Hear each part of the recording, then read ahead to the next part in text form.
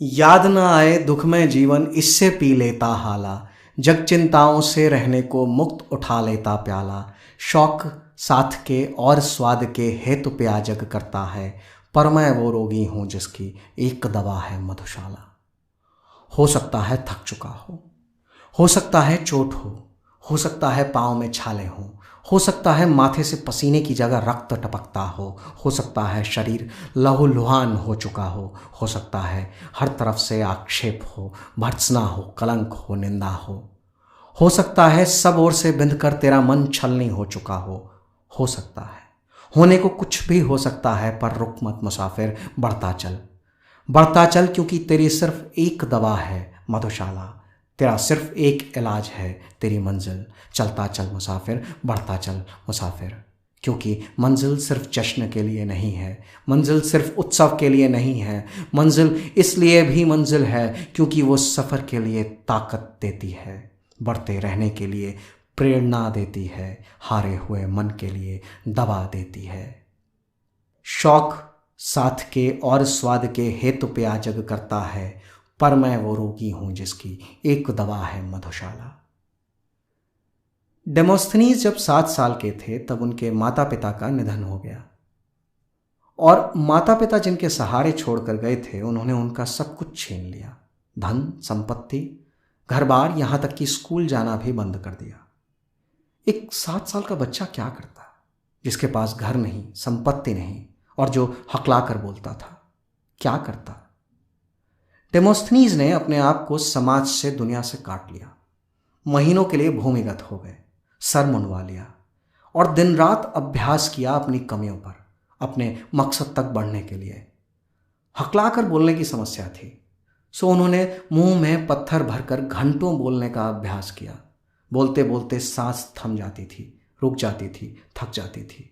इसलिए एक ही स्पीच को कई बार लगातार अभ्यास करते थे जिससे कि सांस टूटने की आदत दम तोड़ दे।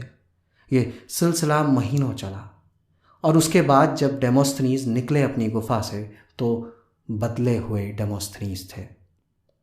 उन्होंने कोर्ट में चैलेंज किया अपने गार्जियंस को और अपनी संपत्ति और अपना स्वाभिमान वापस पा लिया और भी तमाम उपलब्धियां हासिल की।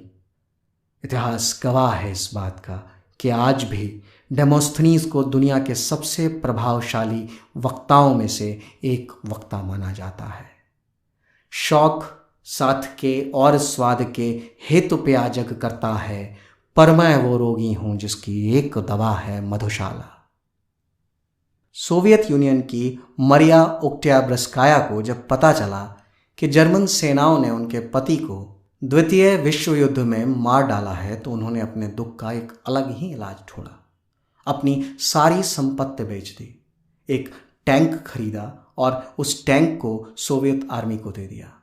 शर्त यह रखी कि टैंक को फाइटिंग गर्लफ्रेंड कहा जाए और उनको टैंक चलाने की इजाज़त दी जाए। उसके बाद करीब 4 महीने टैंक चलाने की ट्रेनिंग ली और जर्मन सेनाओं से लड़ने युद्ध के मैदान में पहुंच गई। एक के बाद एक कई सारे शहरों पर फतह हासिल की और अपने हृदय के घावों का इलाज किया। शौक साथ के और स्वाद के हेतु प्या जग करता है। पर मैं वो रोगी हूं जिसकी एक दवा है मधुशाला। जलियांवाला बाग में शांति से सभा कर रहे लोगों पर जनरल डायर ने गोली चलाकर बर्बरियत की एक अनोखी मिसाल पेश की थी।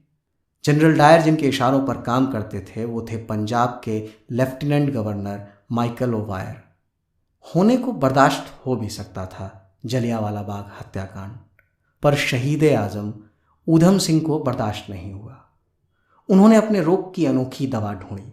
सिख थे पर अपने बाल मुंडवा लिए, जर्मनी चले गए, वहां से लंदन और करीब 21 साल बाद 1940 में उन्होंने जनरल ओवायर को गोली से उड़ा दिया। न भागे, न विरोध किया, आत्मसमर्पण के बाद खुद को बलिदान कर दिया।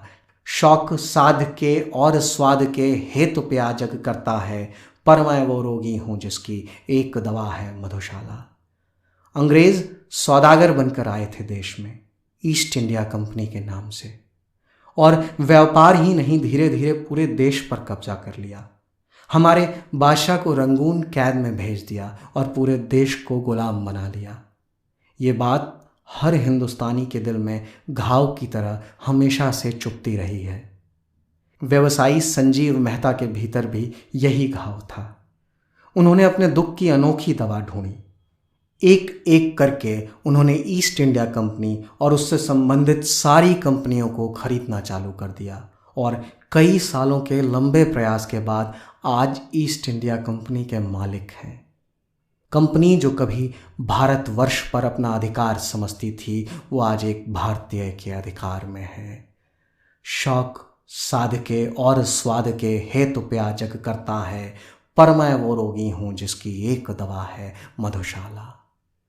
याद ना आए दुखमय जीवन इससे पी लेता हाला, जग चिंताओं से रहने को मुक्त उठा लेता प्याला। शौक साध के और स्वाद के हेतु प्या जग करता है, पर मैं वो रोगी हूँ जिसकी एक दवा है मधुशाला।